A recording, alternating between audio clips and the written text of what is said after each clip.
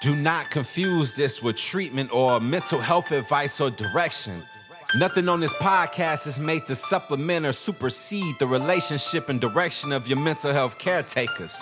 Although David Kozlowski is a licensed marriage and family therapist, he is not functioning as a certified mental health professional in this environment. And same applies to any professional who may appear on the OG Therapy podcast. Welcome to the OG Therapy. Hey everybody, welcome to another episode of OG Therapy, and today I've got a good old-fashioned question from a mom. In fact, this question was so good, it made me realize I should probably be asking for questions more frequently. So I'll probably go on social media sometime soon and ask for questions, because man, whenever I ask for questions, I get some good ones. And since I haven't done a public speaking event in the past month or so, where I usually get my questions from, and I've kind of ran through all the questions, because most questions I get from public speaking events, I get like 10 different questions that are just different versions of the same question. But this question was different.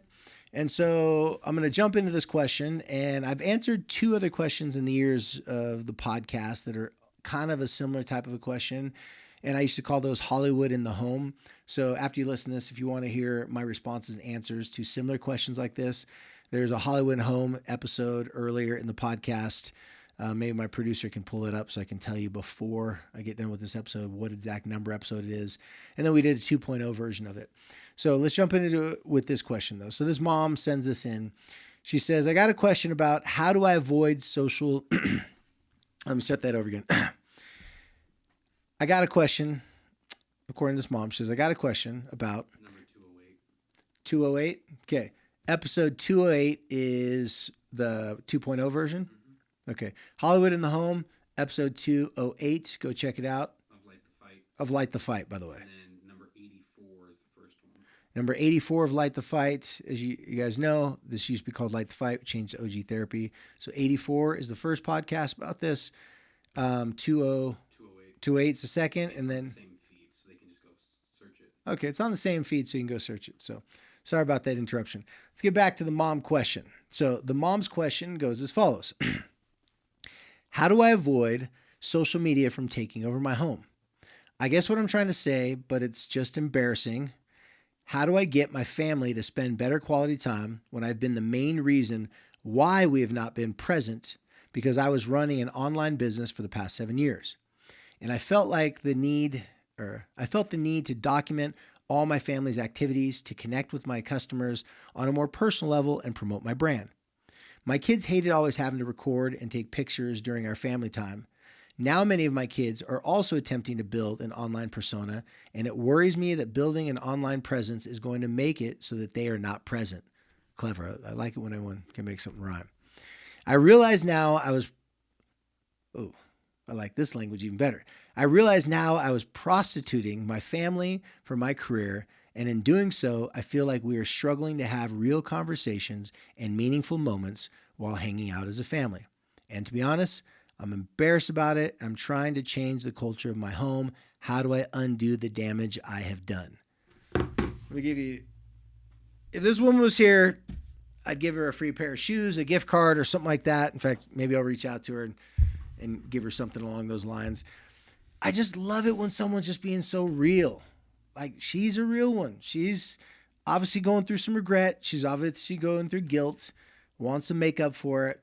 But that's hard to do when she admittedly was the beginning of the problem, or she's the main problem. She didn't say her husband was making her promote her business by using her and her family. And this is what they call in athletics NIL, name, image, and likeness. She's trying to use her name, her image, and her likeness to sell her brand. I get it. It makes sense. Tons of people do it online. To what expense, though? So I'm going to share with you guys 3 things that you can do if you can to help you. But I'm not going to tell you exactly what to say or what to do. I've been thinking about some of the podcasts lately that I was doing where I was giving step-by-step of what you guys should do. And I think that's great. In fact, I think most people listening to the podcast, they like it when I tell them what to do. But for many years of the podcast, it was more work. You had to listen to my podcast. You had to take notes. I was rambling things off so fast and giving so much information. It was kind of would make your head spin. So you had to go back and listen to it multiple times to really grasp it and understand it. That actually is the better way to learn, because you're really searching and looking for the information. So in the recent episodes where I was giving step-by-steps, I thought the one thing that's missing is I should probably tell you guys that I can give you the steps, but connection creates the best innovation. So in these steps I'm going to give you right now, they're not really like something specific to do, but it's how to start it so that you can get the information you're looking for. These steps are going to help you elicit the information, get the information out of your loved ones to come up with a better plan or solution as a whole family. You parents that are listening to this know that if you come up with the solution, you come up with the action plan, you just tell your kids, here's what we're doing. I don't know if you don't know if you're going to get any buy-in on it. Maybe one kid will be like, okay, great. And the other kids are giving you like the, I don't know, what's mom trying to do? Last month, mom said, we're going to do a family diet to take out some sort of product in the food that is unhealthy for us. And so mom's trying to instill all these new policies and procedures in the family business. And us kids are like, wait, we didn't really want to do this. We like to eat our Twinkies with the red dye and all that crap in it. So it's kind of one of those situations where moms and parents will sometimes try to force initiative. They get excited. They get passionate. Maybe they hear a podcast and they go to their kids and say, okay, from now on, this is what we're going to do. And they're so excited and they're so pumped up that they have all this energy and motivation. And then they tell the kids what to do. The kids give them pushback. They get in an argument. They get in a fight. They go to their separate rooms and corners. Nothing gets done. There's never agreement. There's not a good discussion.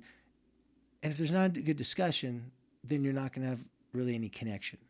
If there's not a lot of connection, then you're not going to come up with better, innovative thoughts, ideas, approaches, so on and so forth. So just want to let you guys know when I give you these three, they're very basic, they're very simple, but they're open-ended, and it's for you to get the information from your kids and in real time figure out what would be some good options, what would be some good ideas. But before I get into these three things, let me share with you some of my concern and why I'm so happy that this mom was able to just admit this. Now, granted, I'm not telling you guys who she is.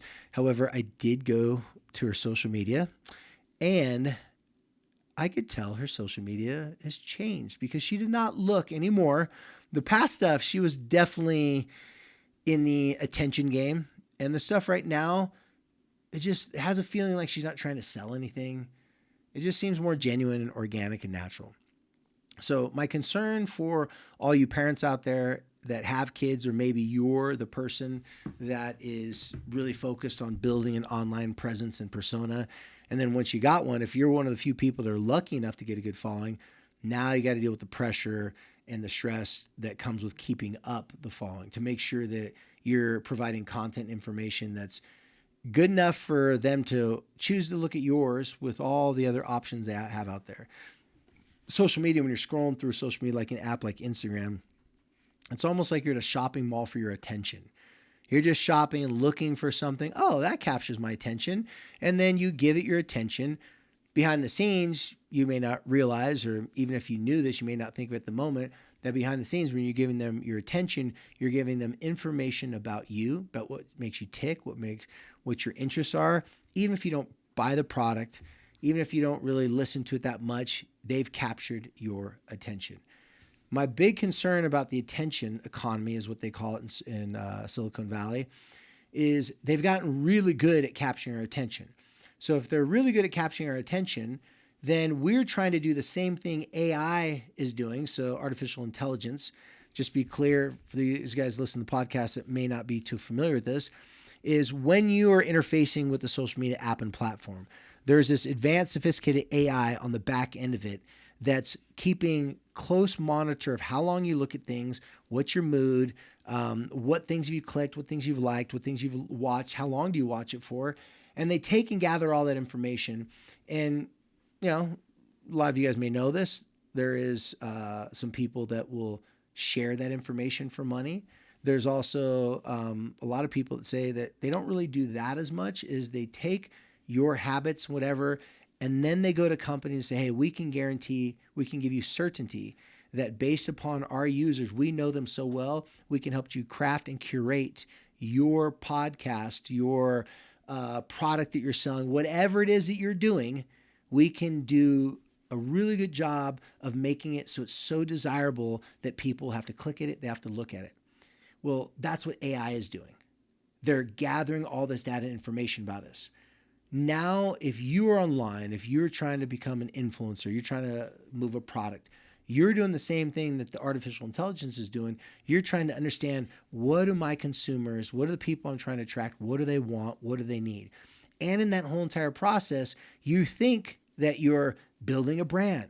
You think that you're going to learn something about your people to be able to sell more product, to make money, to improve your livelihood. And that sounds like a good, comfortable, safe business model. But that's not all that's happening. It's true. All those things just happening. You're right. You think that those things are happening, and you are actually right. They are happening. But something else is also happening simultaneously. What also is happening simultaneously is you are no longer becoming you, or you're no longer you. Slowly, one step at a time, you become so invested in creating a persona online that matches the wants and the needs of the people you're trying to attract, or the people you've already captured, that you could not possibly post or share something that is out of character, out of line, or just not in that lane of the persona that you created. I've helped a lot of people online get over these types of issues. It's not a specific like online addiction issue, because the people I talk to, they argue over and over again that they're not addicted to online. They just do it for work. Their screen time may look like they're addicted. All these other things, they may look like they're addicted, but they try to convince me that they're not addicted. So I go, fine, you're not addicted, if that's what you want to hear. But here's what's happening. You're becoming someone who you were never to begin with. You are making the mistake that the persona that you're creating is one that you have control over, and it's your choice what you choose to post. It's not your choice. You are looking at everybody around you, what's popular, what's trending. You're looking at your algorithms. You're looking at the numbers. What is the things that got most engagement from your post? And then you're taking that data information. You're saying, how could I curate and how could I cultivate things so that it's close enough to the things that other people are doing that it gets success? You do that a little bit each day, a little bit each week, months, years. Before you know it, you have two entire separate personalities. One is one you created. One is the one who you are. And if you're not content and happy with the one that you are, the one that you created devours and eats your real sense of self. A lot of psychologists out there and lots of podcasts talk about there is more basement narcissists than has ever been recorded before. What I mean by basement narcissists is they're narcissistic in the sense that they're not doing anything to deserve the accolades, the gratitude, which, by the way, is one of the core foundations of narcissism. I want all the attention, I want all the accolades, I want all the praise, but I don't want to do any of the work. I just want it. So basement narcissists is kind of what I coined it. I think other psychologists and the people out there call it something different. They're doing it from a laptop. They're doing it from a cell phone. They're building this persona that's confident, that's secure, that's innovative, that's creative. And maybe that is a lot of who you are, but it's so focused on the numbers of what the statistics are telling you what people want that it's not genuine. Someone's got to win and someone's got to lose. Your true sense of self will have to bend the knee and submit to the persona, or the persona is going to have to realize that your true sense of self is being hurt mentally, emotionally. You're losing grasp on reality. You're slowly becoming anxious, nervous, worried that you will not be able to maintain this persona because you're trying to get people to like you off of a persona that you created. So in and of itself, by its purest definition, that is being an imposter.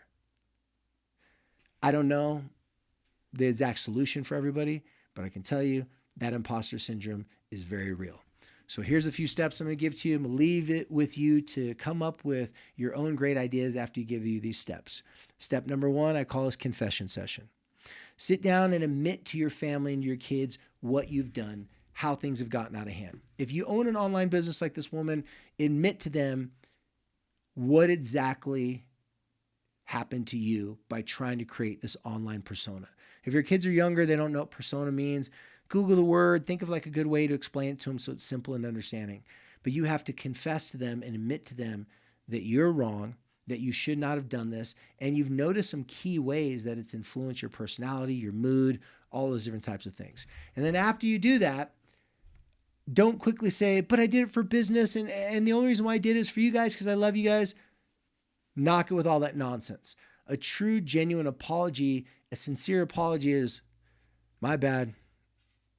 Obviously, I didn't know this was going to happen. I didn't mean to do this. I didn't mean to get carried away, but I got lost in the sauce.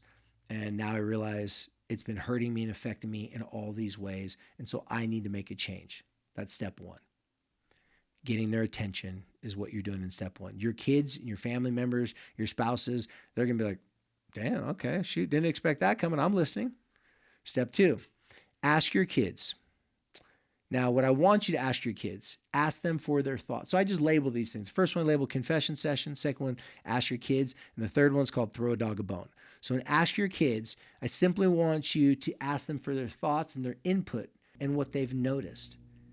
And if they go, oh, I don't know, say, no, I'm seriously, have you noticed that I was on my phone a lot? Because I can show you my history of my screen time for the past year. Did it look like I was stressed all the time? Do you see where I'm coming from? Get them to give you feedback and to validate everything that you've just said. Assuming your kids are older than 3 or 4 years old, you're going to get some feedback from them.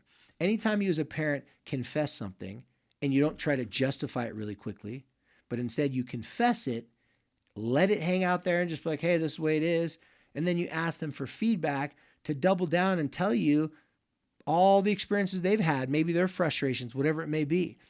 That's the ask them part. Once they start to share with you all these things that they've seen, maybe they're worried about, or maybe you'll have kids say like, oh, I'm kind of nervous or scared to tell you, I don't want you to be mad at me. Get them to open up and share their thoughts and feelings. What you're doing, and they don't even realize at the moment, it's a psychological trick. By you confessing something to them, you take yourself out of that authoritarian power position, and you make yourself just like a regular person, someone that they can relate to. Then after you make yourself a regular person, not just this larger than life parent, right after that happens, then you ask them for feedback to kind of throw shade on you, to take shots at you, to give you criticism. Now, granted, if they start to be really mean, you can say, hey, hold on a second, like, I'd appreciate you giving some criticism, not like hurt my feelings. Like, I'm trying to be honest and open with you guys here. So I doubt that's going to happen a lot, but in case you get a couple of kids that throw some harsh criticism at you, just, use that technique to kind of calm it down. So you're letting them know and say, hey, I'm confessing these things to you. I'm not denying them. Like, I want to know your feedback, but just give me a feedback in a way that's like could be helpful instead of hurt me. Third one, throw a dog a bone. When you let them know that you'd like their help with this, and you ask them for ideas. When you're asking your family for ideas, what I want you to do is I want you to ask them for ideas about how you guys could make things different. How, when you are at dinner, when you are about doing things, is there something that maybe you guys could do different so that, yeah, online is an important part of our life, but we don't want it to capture all the important times and moments of our life. Now, this mom, I just imagine when I was reading this, I was imagining that she was like, man, this is hurting my relationships with my kids. This is something that like, I don't want this to happen. I imagine this mom was looking at her online business thinking, I'm not even making that much money. A lot of people are doing something similar. And, I've spent so much time at curating this profile, this persona. And all along that time, I wasn't just missing out on time with my kids. I was asking my kids to also help me with their smiles and their pictures, because everybody likes pictures of cute families that seem happy together. When you're asking them about the throw a dog a bone part, that's just like, hey guys, like, I can't do this on my own. So if you're a parent out there that's had to, like I said, had to get your family to do anything differently, you don't want to tell them, here's the plan, here's what we're going to do. You want them to be involved and be a part of the plan. So that's why you got to confess the first part, thank them and ask them for more critique and criticism in the second part. Then the third part, you got to invite them to help you come up with an action plan. Now, when they come up with ideas for an action plan, you don't want to shoot everything down, even if it's not something that would work. You want to consider everything. You want to share some of your own ideas. And at the end of the conversation, you want to come up with at least 2 to 3 things that your family is going to actively work on that everybody low-key agrees on, because even though some of your kids may be like, oh, I guess we could do that, if they agree to it and you get them to agree to it in this conversation, later on the week when, let's say you go out to dinner, and instead of saying, okay, nobody's on their cell phones at dinner because we're going to have a great dinner time and nobody's going to be on their cell phones. If you've had this conversation, you can then go back to them before you go to dinner and say, hey guys, I know this may not be what you guys want to hear while we're at dinner, but remember last week when I told you I've been really struggling because every time we go out to dinner, I just want to video record it. I want to make a reel. I want to find a funny moment in my mind. I'm like, oh my gosh, this would be a funny moment. And instead of just capturing the funny moment, you're thinking about how can you curate it to turn into content and how that content might go viral. Because everyone knows that if you do just the right thing at the right time and say a funny caption, it could go viral. But I'm here to tell you guys, viral content has less value today than it's ever had before. And the reason why viral content has less value than it's ever had before is because millions of things have gone viral now and they're forgotten pretty quickly. So you guys, that's my advice for you guys today. This is something that I'm very proud, like I said, of this mom for for asking me this question. I invite all you guys, if you want me to answer a question about any type of relationship, obviously, the parent-child relationship, but coworker relationship, spouse, partner relationship, I can answer those questions too, because those are all in my lane. Don't ask me about economics, finances, politics, religion, any of those type of things, because I is not smart and I are not intelligent when it comes to all those topics. But when it comes to relationships, family, friends, business relationships, those types of things, I got you. So as always, you guys, you can follow us at og.therapy on Instagram. You can follow us at, or you can follow me at David_KOZLOWSKI_ YouTube. We're posting more content on there. You guys will see in a short little while. You're probably going to see a lot more content from us. Just to let you guys know, I practice what I preach. I'm having someone as a job do this content for me because I don't want to build an online persona. I don't want to take the precious time away from the moments I have with my family. If I video record something, if I take pictures, I want to keep that for myself. I'm not saying you can't post things. I'm just saying be careful that you're not taking pictures and recording things always thinking, ooh, this could be a good reel. This could be a good moment. This could go viral. Try to focus more on, is this going to help me connect with my family? And if it helps you connect with your family, then that is the approach I want you to take. And that means if you are going to have your kids sit around the dinner table without any phones, you want to tell them ahead of time, let's put down the phones, but you want to get them to buy into it. Just say, hey, remember we had that talk? It really helped me out a lot if we could have the phones down. If they say the whole dinner, say, tell you what, let's just give 20 minutes, set a timer. Because some of your kids, some of the people in your family, they may be low-key addicted to their phones. So 20 minutes to them may feel like 2 hours. Now over a couple family, dinners, couple times going out, maybe you can increase that time. I will let you go to YouTube. I'll let you go to other places to find what are things that you could do to have family time outside of the home or while you're in the home. I'm just going to help you focus on how to have the conversation to set it up so the family time goes well. Instead of being fighting with your kids, you'll actually be spending time with your kids. Until next time, you guys, just remember, whenever you're down on your knees thinking, please, Lord, please, Buddha, baby Jesus, Allah, what do I do? My kids are driving me crazy. All you got to do is just press play and listen to your OGs. Until next time, be cool.